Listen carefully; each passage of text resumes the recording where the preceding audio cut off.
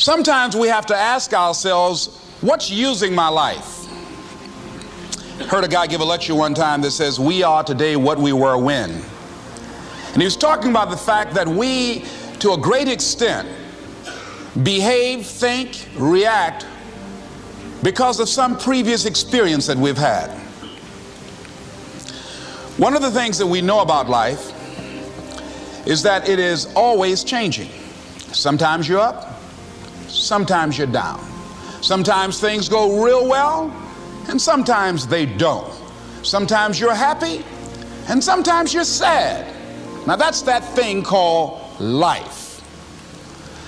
And when we begin to understand and know that, accepting that reality that we will never ever have things just on an even keel all the time, that you're going to have some ups and you're going to have some downs, but during those down moments, that's where the growth takes place.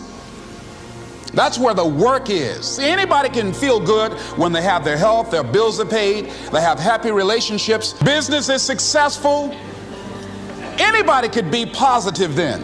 Anybody can have a larger vision then. Anybody can have faith under those kinds of circumstances. Am I correct? See, but the real challenge of growth, mentally, emotionally, and spiritually, comes when you get knocked down. Somebody said that adversity introduces a man to himself or a woman. How you handle it, that's where the growth takes place. When I was facing some challenges, I had a guy say something to me, and I suggest this is one of the first things that you want to do when you're facing a challenge. You want to get unstuck. Evaluate where you are. Look at it, assess yourself. Assess yourself and assess the situation. What brought you there? What role did you play? Earl Nightingale had a saying I like. He said, all of us are self-made, but only the successful will admit it. What has brought you to this point? What did you learn from it? Are you learning anything, or are you doing it over and over and over again?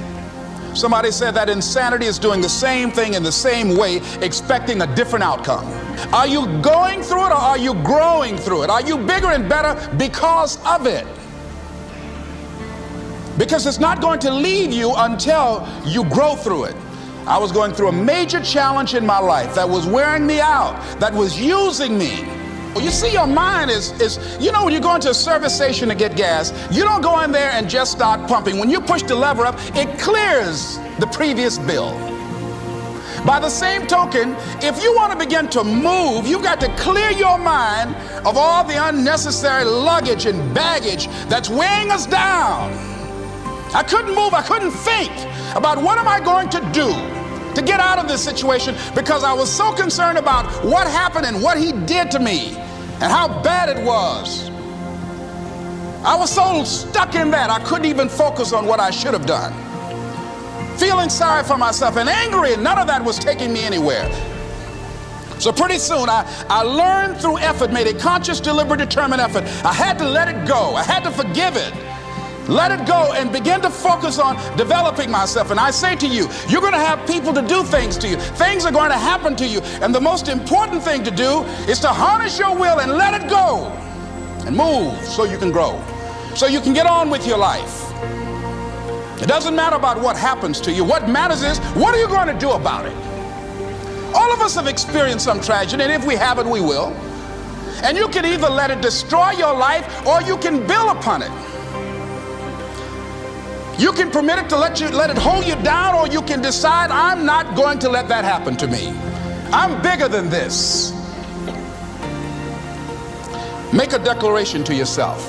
Declare all-out war that you're going to get out of this rut. I don't care how good you are. I don't care how talented you are. I don't care how much you work on yourself. There are some times when things aren't going to go right.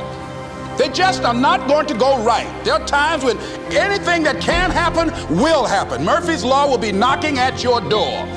Why? I don't know why. That's called life.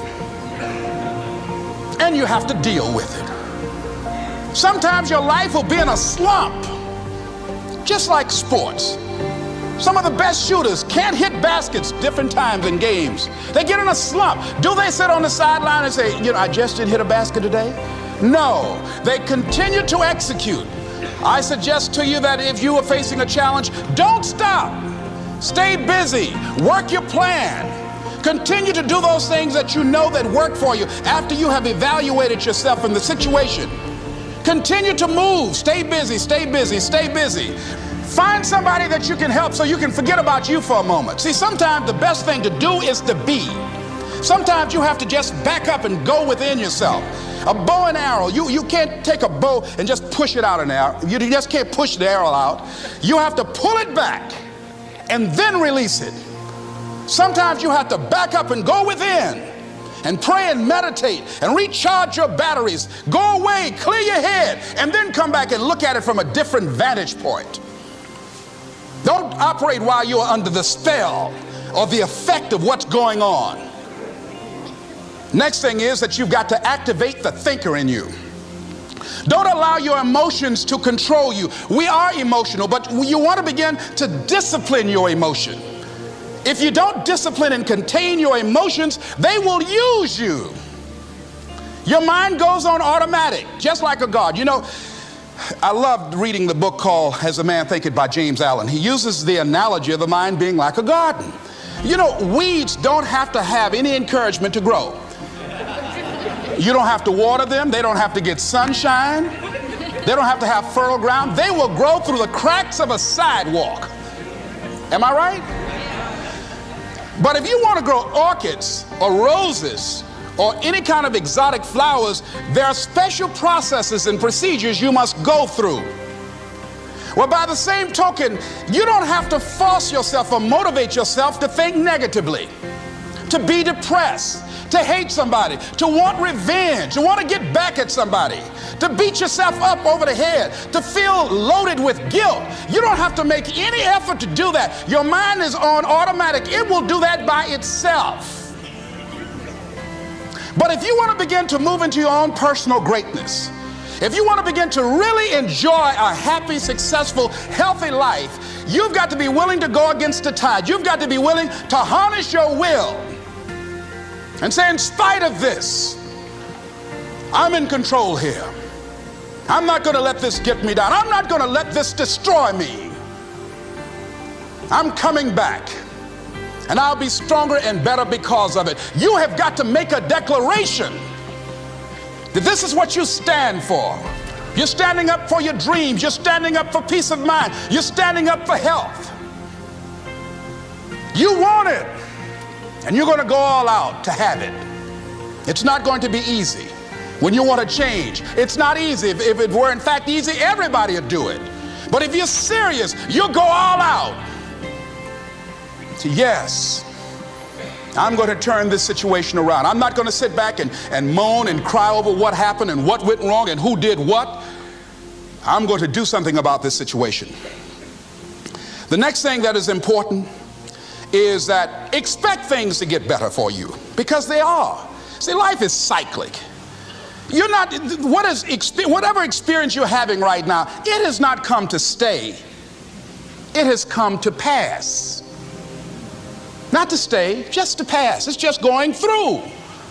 The biggest challenge is to know what's happening. This is a part of this thing we call life. This too shall pass. And maintaining perspective, putting it in perspective. The other thing is, take full responsibility for your life.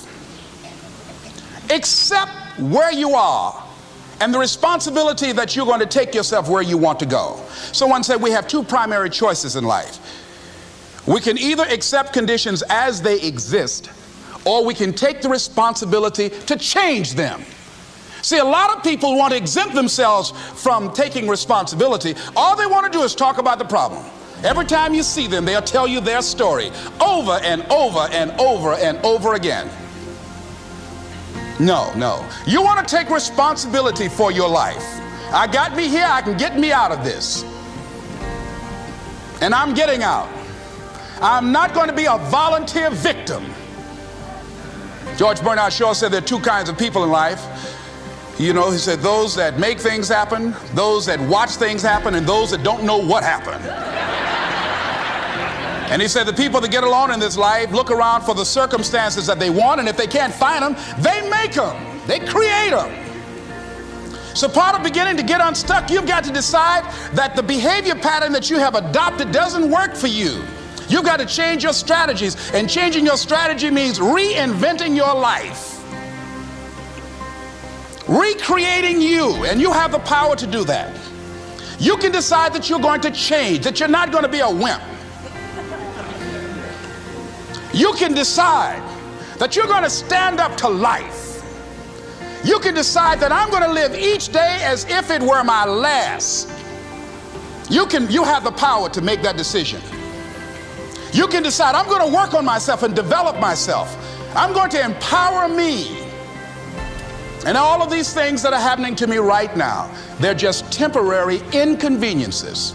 They're not stronger than I am. I'm in charge here.